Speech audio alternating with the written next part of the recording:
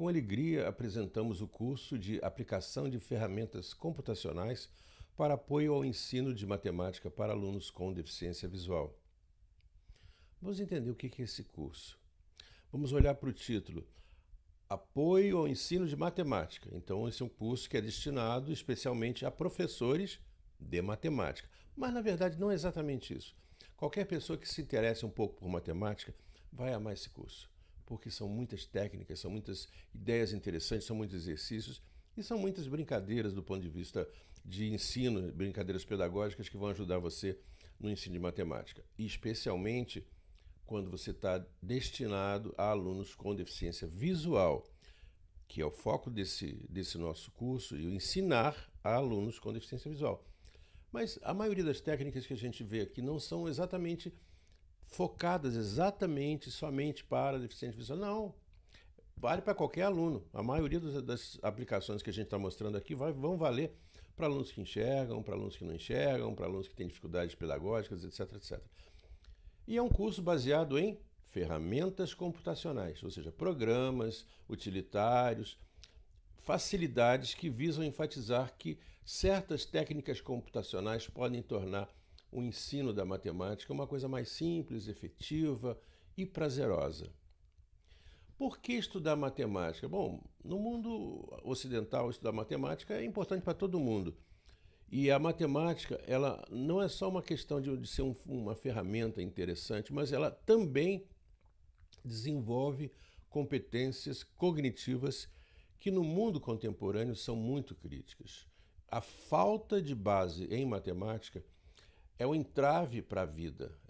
E quando você está pensando no aspecto puramente de ensino e aprendizado, a falta de base matemática é um entrave para outros estudos que não são só da área de ciência, tecnologia, engenharia, física. Não, é para tudo. Cada vez mais, a maioria das disciplinas que você se depara no mundo do ensino, elas vão fazendo cada vez mais uso de matemática e cada vez mais uso de computação também. Então, você pega, por exemplo, um aluno de sociologia. Se esse aluno hoje não tiver uma boa base matemática, ele não vai conseguir interpretar um gráfico que define, por exemplo, o crescimento populacional ou a distribuição de renda.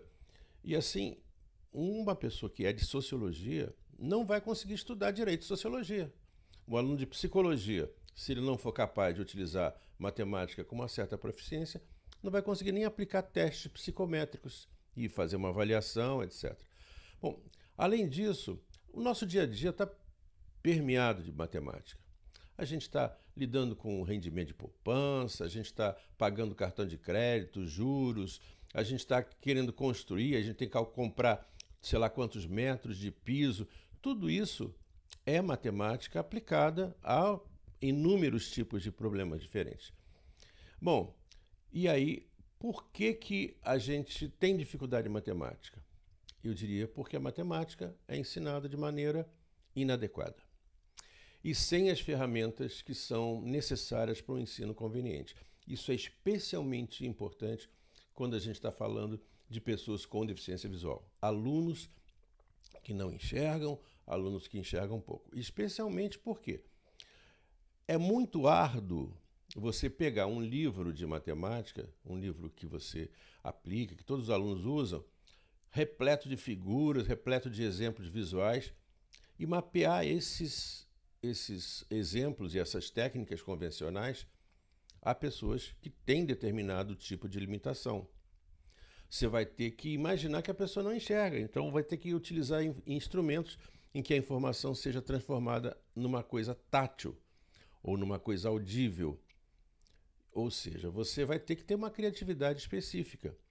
Você vai ter a necessidade de explorar novas técnicas de ensino que não são especialmente complexas, só são um pouco diferentes daquelas com que você se depara no ensino convencional, pelo menos no ensino que é preconizado através dos livros específicos que são distribuídos, por exemplo, pelo Ministério da Educação, ou que são adotados em determinada escola.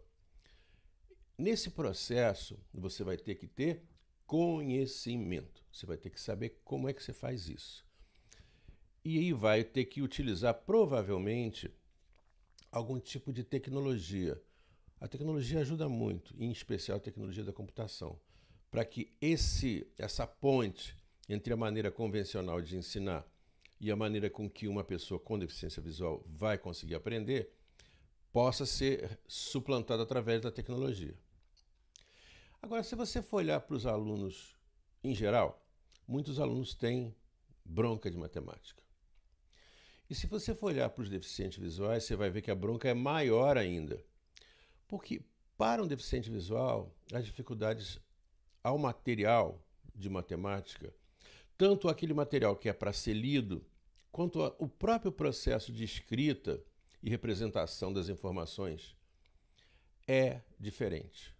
É difícil, não segue os mesmos caminhos.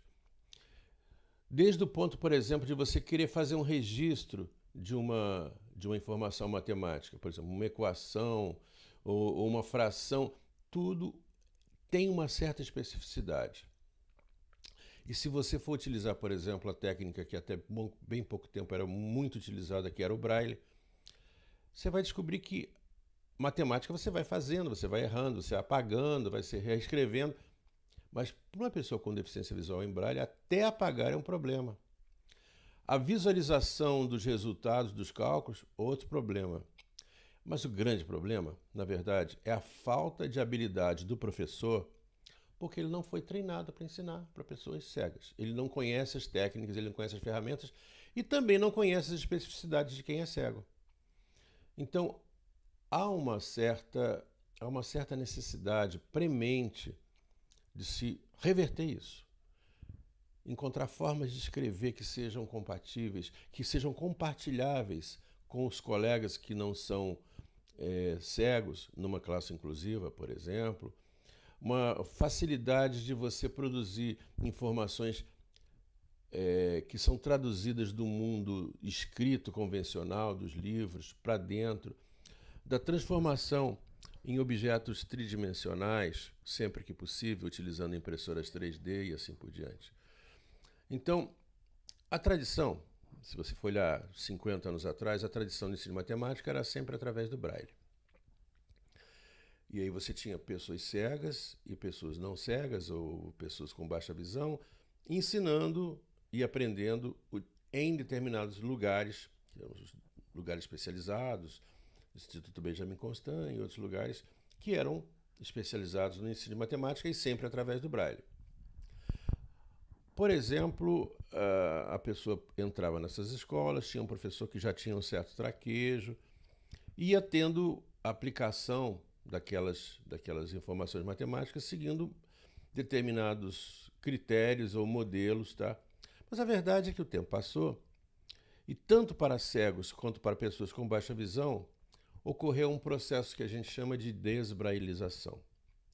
As pessoas cegas perderam o desejo de utilizar o Braille no seu dia a dia, substituindo isso pelo uso do computador e do celular e outros dispositivos eletrônicos, utilizando síntese de voz, informação aditiva e assim por diante. E então, esse afastamento da tradição provocou inúmeros problemas.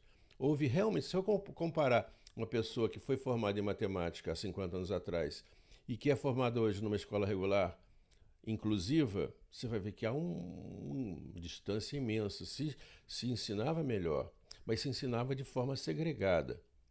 Mesmo assim, não se utilizava tudo aquilo que seria possível ensinar.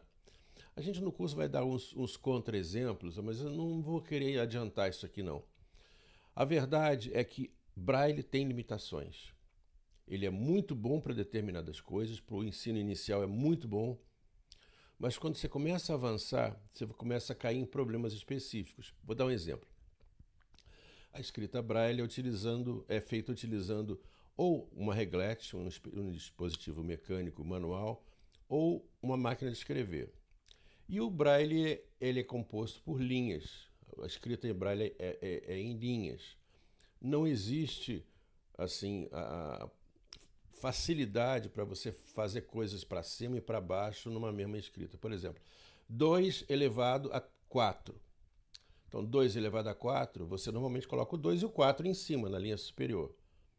Em Braille, não é assim que se faz. Você coloca o 2, coloca um sinal do lado para dizer que aquilo ali vai ser elevado e depois o número 4. Então, você lineariza a expressão. E essa linearização não é uma coisa muito fácil. Você tem que utilizar determinadas convenções e você tem que utilizar símbolos especiais para realizar a maioria dessas convenções. E isso acaba se tornando uma coisa encríptica, que é, de certa maneira, difícil de ser lida e compreendida por alguém que não seja cego e que não tenha tido uma formação conveniente. E isso se torna um empecilho para o processo de abstração. Hoje em dia, agora mudando de matemática para uso de escrita, leitura, o que a gente nota é que as pessoas cegas e com baixa visão têm se dedicado a utilizar o computador convencional ou o telefone celular ou tablet ou coisa assim, utilizando síntese de voz. Alguns cegos mais aquinhoados, que já sabem Braille, podem até adquirir um equipamento caríssimo chamado display Braille, em que o que está escrito em letras na tela escreve também nesse dispositivo em Braille. Mas há poucos programas específicos para isso e as soluções não são adequadas.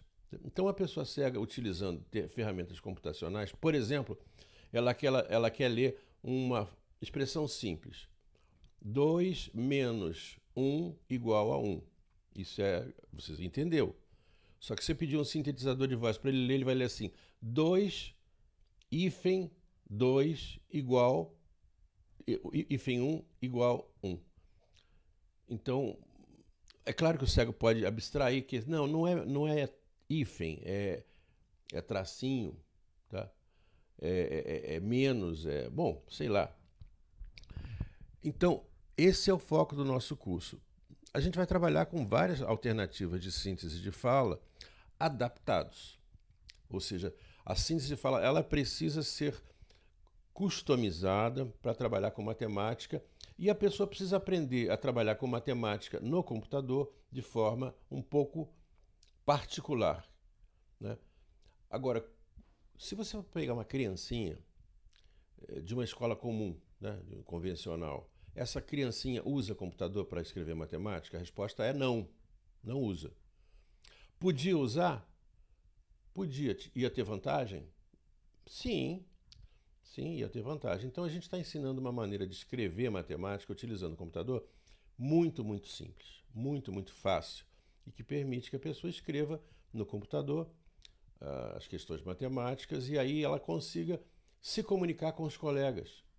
O que ela escreve é lido e o que os colegas escrevem também utilizando o computador se torna fácil de ser lido para elas. Então, computador para todo mundo, utilizando essas técnicas que a gente explica aqui. Mas não é só isso. A gente vai explicar várias coisas sobre diversos dispositivos, alguns bem simples, alguns bem caros, que são utilizados de forma muito criativa em pesquisas de produção, utilizando formas táteis. Mas isso aí, ao longo do curso, a gente explora essas coisas mais sofisticadas. Existem ainda alguns outros desafios que precisam ser encarados.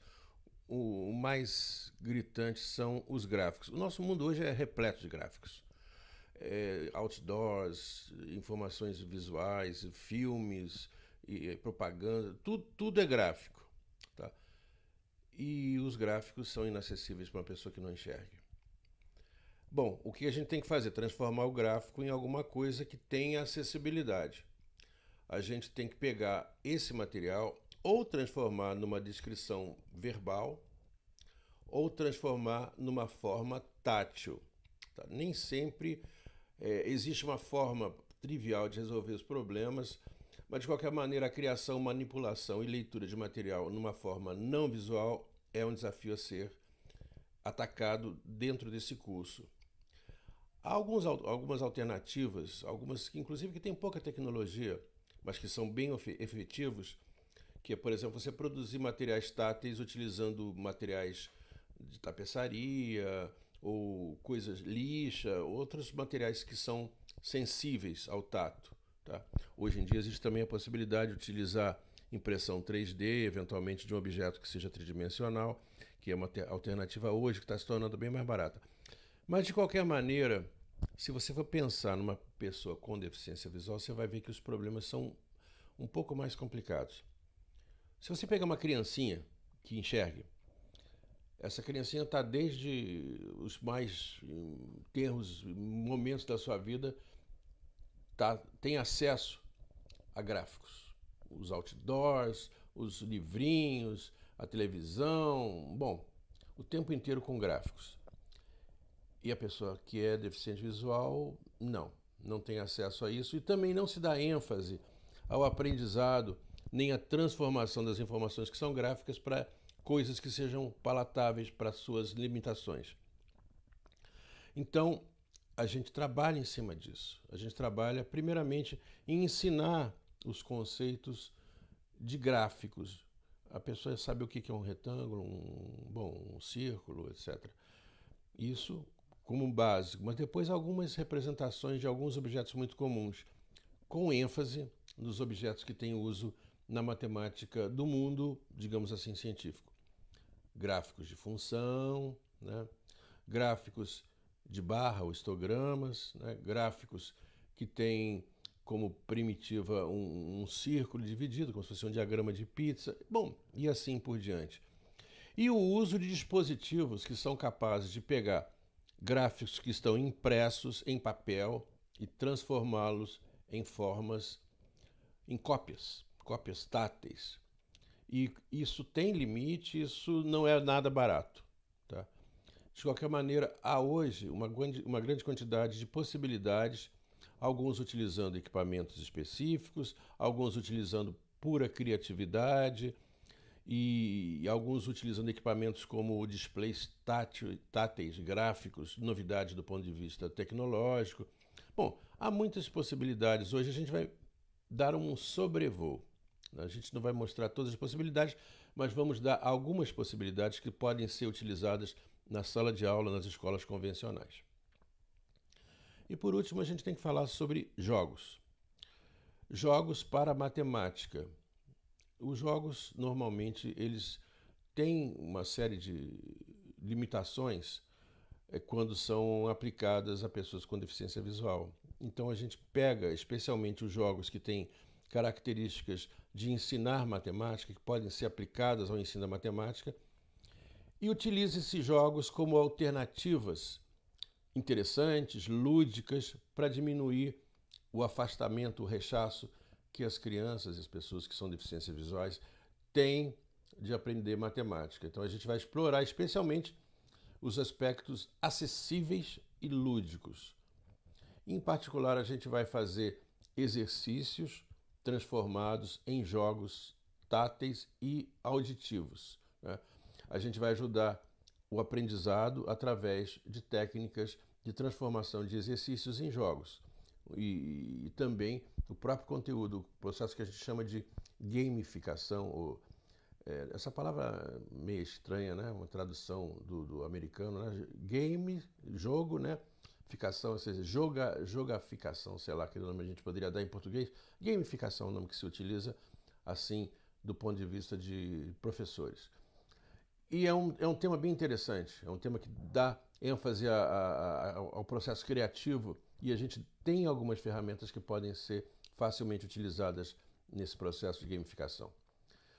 E isso é um curso muito interessante, é um curso que vai atrair muita gente e nós pedimos realmente que você nos ajude a divulgar esse curso em outras instâncias, o conteúdo que a gente dá, a nossa maneira de pensar, para que a gente transforme o ensino de matemática no Brasil, quando direcionado às pessoas com deficiência visual, uma coisa comum, uma coisa simples, uma coisa que seja completamente dominada.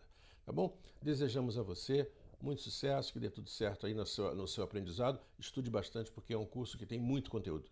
Então, não deixe atrasar a matéria, porque é coisa beça para estudar.